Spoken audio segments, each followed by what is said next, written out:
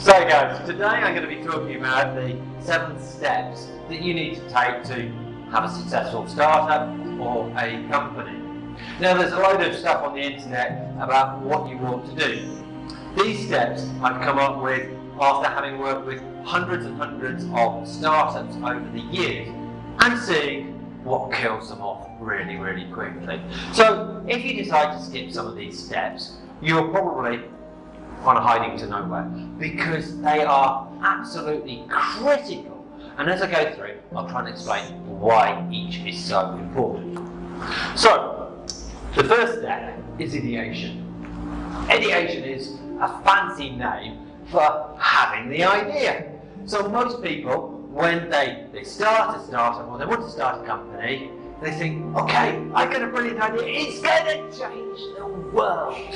Yeah, and you get totally enthralled with the idea, thinking about what you want to do, how it's going to work, and you start adding loads of features. It becomes incredibly cool, incredibly wonderful inside your own head. And this is the first place where entrepreneurs start getting it all wrong. Because what you've got to do is you've got to take that idea out of your head and you've got to get it onto a piece of paper. And once it's on a piece of paper, it becomes a lot more solid. The process of taking the idea, putting it onto something like business model canvas, where you say, these are my customers, this is the value I'm creating, this is how I'm going to reach them, this is what I need to do, this is what I need to have, these are my suppliers, this is how I'm going to make money, and these are going to be my costs. As you put that down, it gets a solidity, it gets a reality that it doesn't have whilst it's still in your head. And the great thing about doing this, about the ideation stage, is that you're then able to say, there is this problem that I solve by doing this, and I make money by doing that. And it's amazing how many entrepreneurs come to me and I can listen to them for 30 minutes, 40 minutes.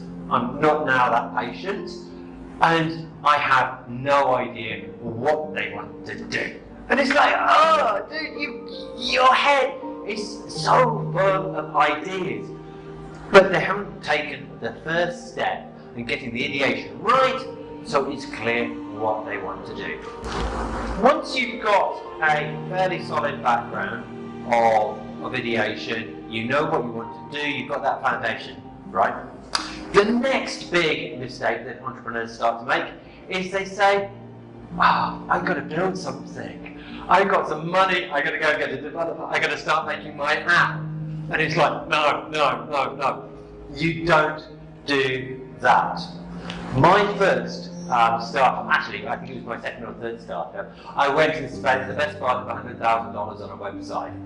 And it was an awesome website. The only problem was that the people who came there, and I got a lot of people coming to it, nobody wanted to buy because I hadn't actually spoken to anybody to find out if I was solving a real problem, if they actually wanted my solution.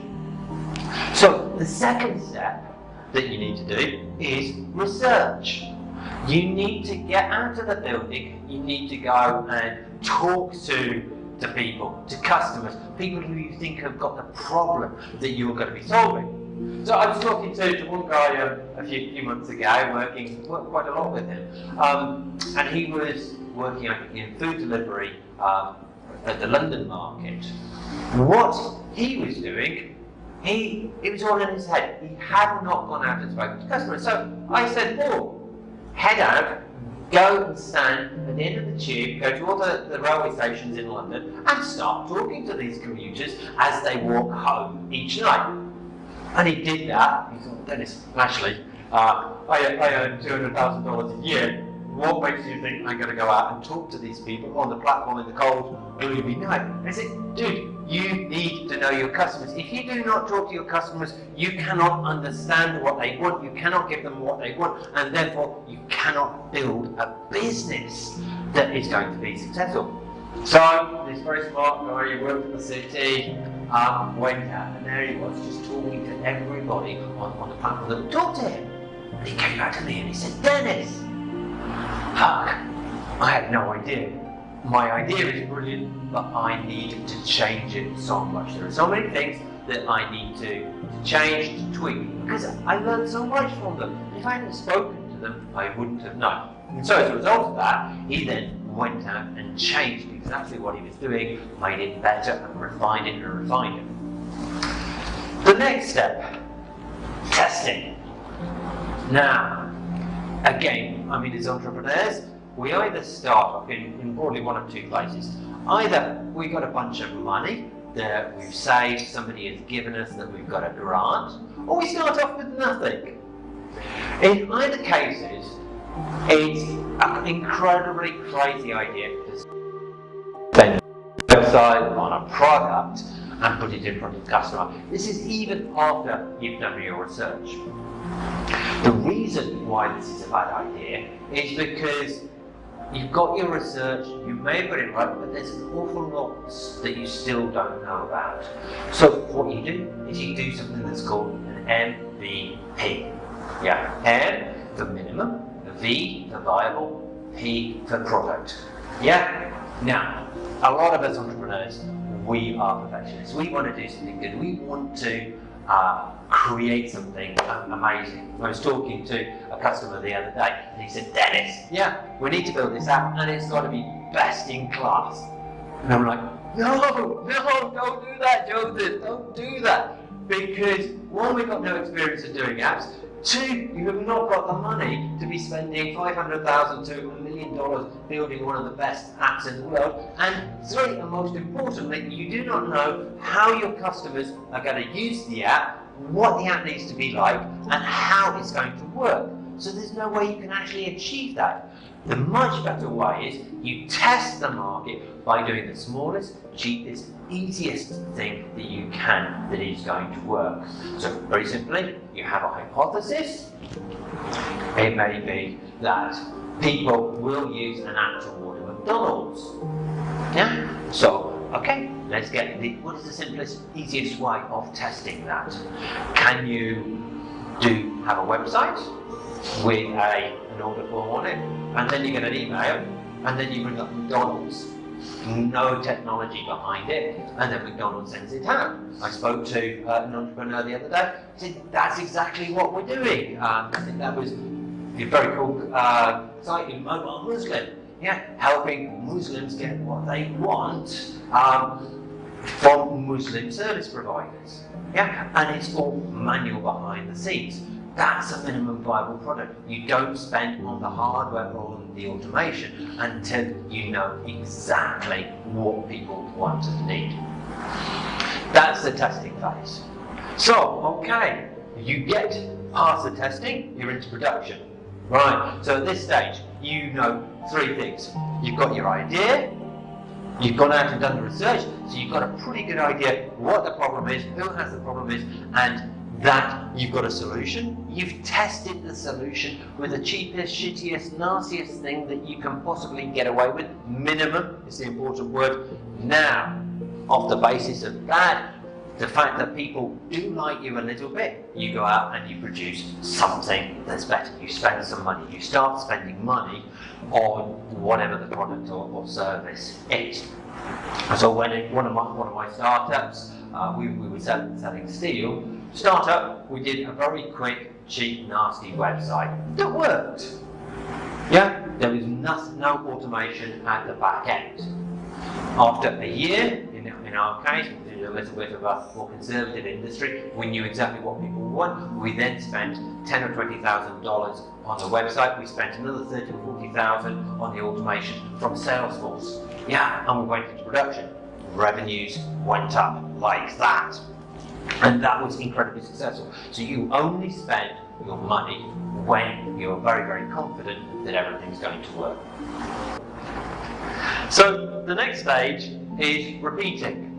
So once you've got your first sale, once you've got your first few customers, sometimes that's a total accident. Sometimes the customers don't really exist. They don't want very much you. They may be family or friends.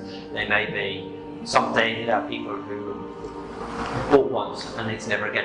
So your market doesn't exist. So what you have to do to make sure, before you invest heavily, is to make sure that those people are going to come back. You can get more people. You've got your first person, can you get your second, third, fourth, fifth? Can you get your 10th? Can you get your 30th?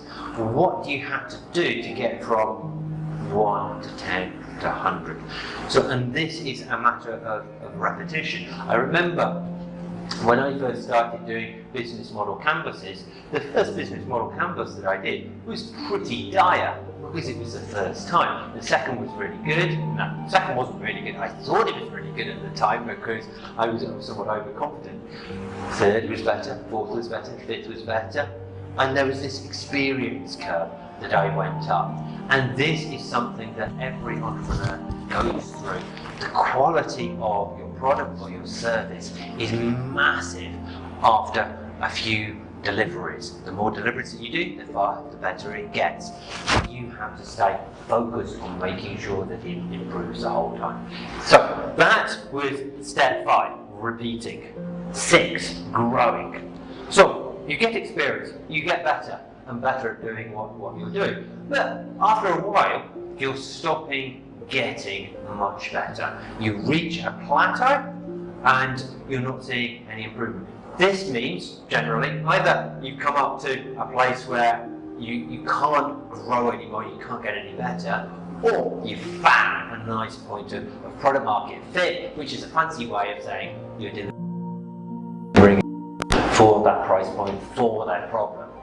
And that is great, because that is a point where you've got a solid, reliable product, and you're not having to worry about making the product better or working on the product delivery. You can now focus on growing very, very fast. So, for example, I've got a startup who's working with me.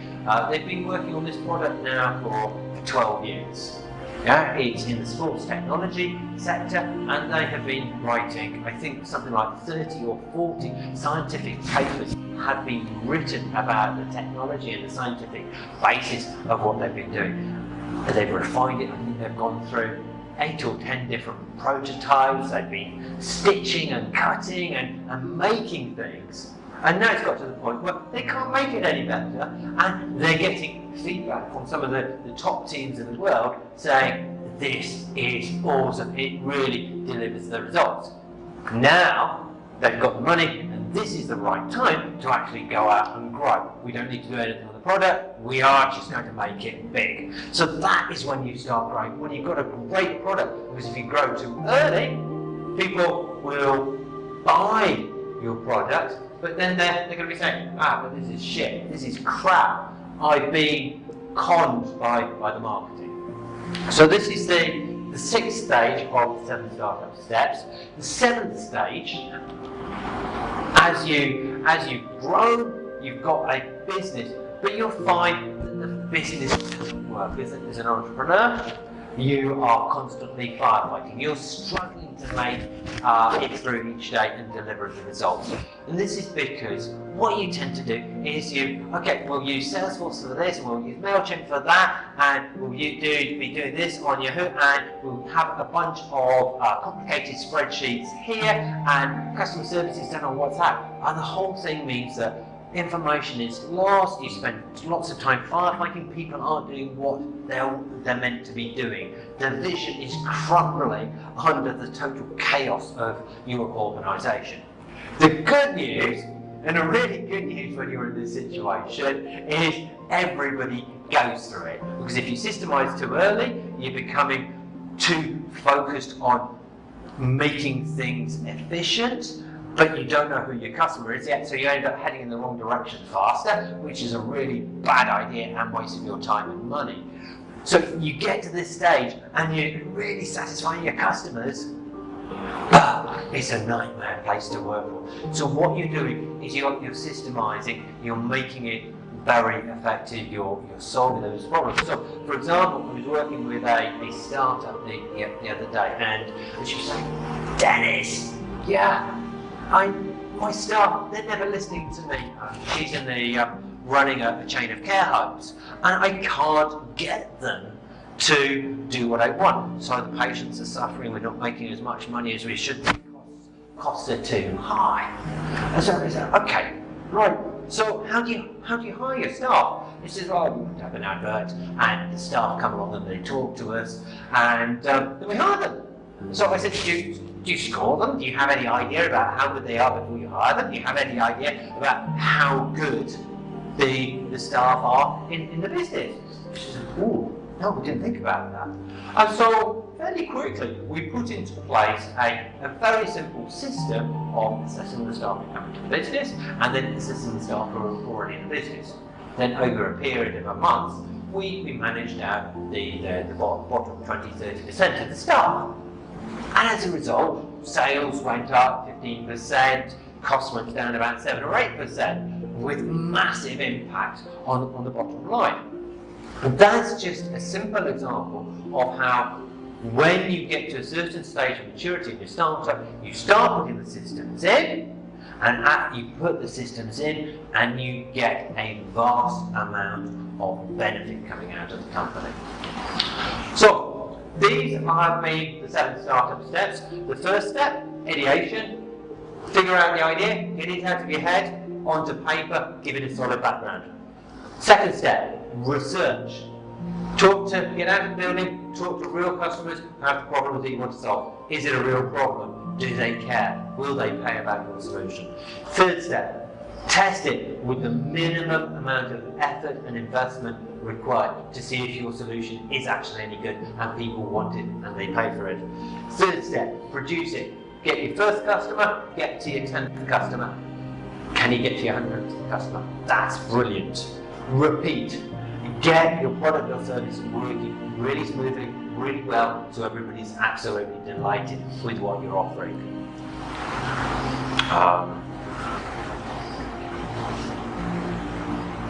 Let's repeat. 6th step, grow. Yeah, now your product is working really well, now people love it. This is the time that you put your dollars into marketing because you know you've got something good. Yeah, you can pause a little bit on the product innovation. You get the thousands, hundreds of customers, whatever you need for your type of product to have real success. Finally, as that delivers, you're going to go into a chaos stage, and that is when you start building the systems to get your company onto a firm financial and operational footing. And then you're moving away from being a startup to being a proper company. Well done.